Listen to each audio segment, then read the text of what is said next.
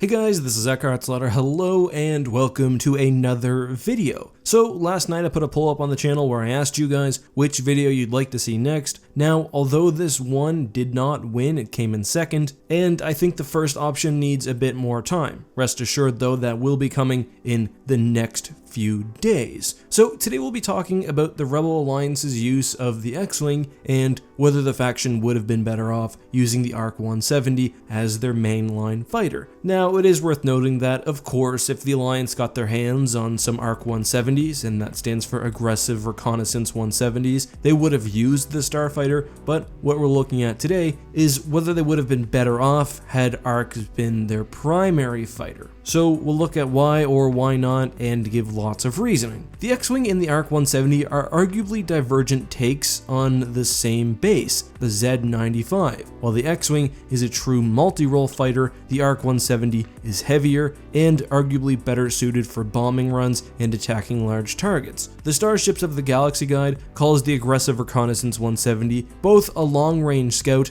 and a heavy assault fighter. The ARC-170 was a large ship, almost twice as wide as the X-Wing, and typically operated by 3 people, a pilot, a co-pilot, and a gunner, alongside an astromech unit which aided in repair and navigation. However, alongside that size came with it a lot of weapons, a set of forward laser cannons, a munitions launcher, and notably a pair of rear-facing guns, which is quite unique for a starfighter of both the Clone Wars and Galactic Civil War era. The Starships of the Galaxy Guide has a nice paragraph which indicates why the ARC-170 may have worked quite well in the hands of the Alliance. Here's the quote. Though taxing, it was possible for the crew of an ARC-170 to sleep in shifts, allowing the starfighter to be alert and ready for action for days at a time. This made it popular as a scout and picket ship, keeping an eye on likely targets, enemy forces, or even friendly planets until larger ships could arrive for permanent duty. An ARC-170 could be sent deep into enemy territory. Obviously, this would be an attractive aspect to the Alliance, which was a stateless faction and frequently operated out of capital ships, or sometimes even starfighters. Mid-war Alliance naval doctrine, turning back to the Essential Guide to Warfare, relied heavily on hidden fate attacks, where hyperspace-capable starfighters launched raids on soft or underprotected targets, leaving through hyperspace before a proper defense could be raised. This tactic would prove successful even against large capital ships. So because the ARC-170 is rugged, it's reliable, it can operate on its own, and it has a lot of firepower, we can see how it might fit into this mission parameter really well. The question, however, is whether it would do so better than the X-Wing. So I want us to continue this discussion, but transition into a look at the T-65. The T-65 X-Wing was the main fighter of the Rebel Alliance, largely because of its unique for the time combination of durability, firepower, and speed. Here's a quote. Unsupported X-Wings destroyed Star Destroyers, shipyards, and local fleets, not to mention the Death Star. 70% of X-Wing sorties were reconnaissance missions, and wing commanders were taught to attack in strength only when the results will be spectacularly successful. The T-65 was unquestionably a superlative fighter. In the first 9 months of the Fei Hu campaign, the light-speed Panther Wing, famed for their fang-jawed nose art, destroyed at least 286 TIEs, losing only 4 T-65s. The Empire responded with the Lancer frigate and the TIE Interceptor, and later campaigns were less one-sided, but even if the margins of victory grew narrower, the Rebels retained their dominance in the air. And that's a key thing I really want to hark on here. X-Wings were used successfully against TIEs in basically every battle the Alliance fought in. They couldn't match the TIE's maneuverability,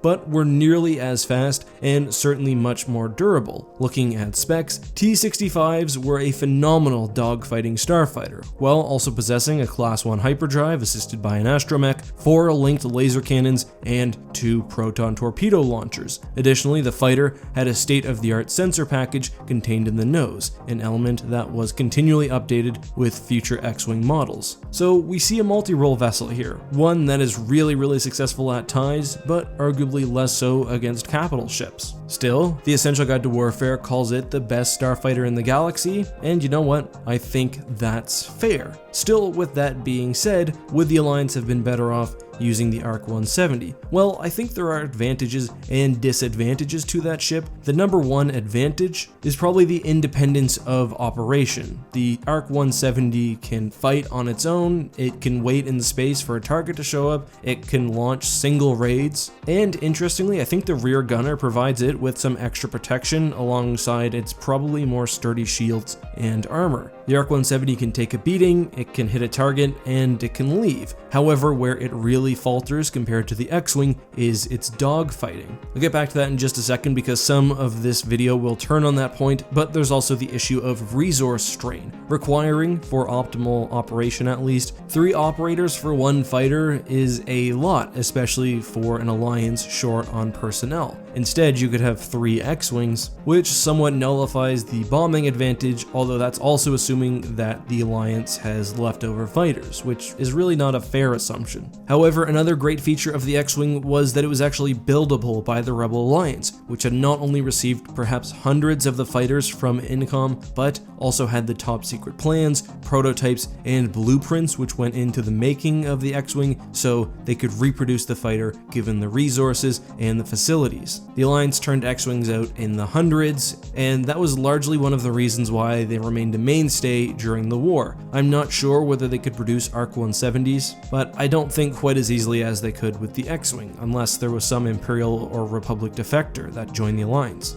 But let's return to dogfighting, because that's a key issue. I think if the Y-Wing didn't exist for the Alliance, then maybe the ARC-170 would be the better option, because the Alliance would really have no other way to directly attack capital ships. However, because the Y-Wing does exist, the Alliance leans more heavily into dogfighting with their mainline starfighter. They need something that can take down hordes of TIEs, that can keep up with them, but also dish out damage, and that is where the X-Wing really shines over the ARC. Yeah, the rear gun and the extra shielding does help, and it'd be interesting to see how the ARCs would do at something like the Battle of Yavin, where they were being preyed on by TIEs behind them, but that was also a case where the Alliance was short on pilots, so I don't think they would have been able to man an entire squadron's worth. I also think that the Y-Wing is a really good substitute for the ARC-170. It's probably even slower, but not quite as well armored, but some models at least do have a rear-facing gunner, they have ion cannons, they have lots of munitions, and they have high-powered laser cannons. So really great for taking down enemy capital ships, with the ion cannons offering a lot of versatility. So given the fact that those do exist and that the X-Wing is needed to protect them, I think overall the Alliance was smart to keep the X-Wing as their mainline fighter. Speed was also an important part to many of their strikes and hit and fade attacks against the Empire, and I think the X-Wing probably had a better top speed and acceleration than the ARC-170, which is certainly portrayed as much clunkier, but I do see a role for the aggressive reconnaissance within the fleet. Specifically, I think it would work really well as like a scout ship, almost like the Raptor from Battlestar Galactica. It can sit at the edge of battle, take in sensor information, maybe go in before the main fleet, and perhaps some of the extra munition storage could be used instead for extra sensor equipment. Keep the gunner to defend the vessel, but move the co-pilot maybe to navigation and communications, and I think they'd have a really good setup. Additionally, some of the ARCs could have maintained their ordnance and be used for a sort of lighter bomber than the Y-Wing. But that's all I have to say for today's video. However, we will address a #AskEck question of the day. This one is from TR4BR, who asks, what do I think the New Republic did with the 3 captured Executor class dreadnoughts that they secured during the Galactic Civil War? Well, although we know the New Republic in Legends managed to use captured superstar destroyers like the Guardian or the Lusankia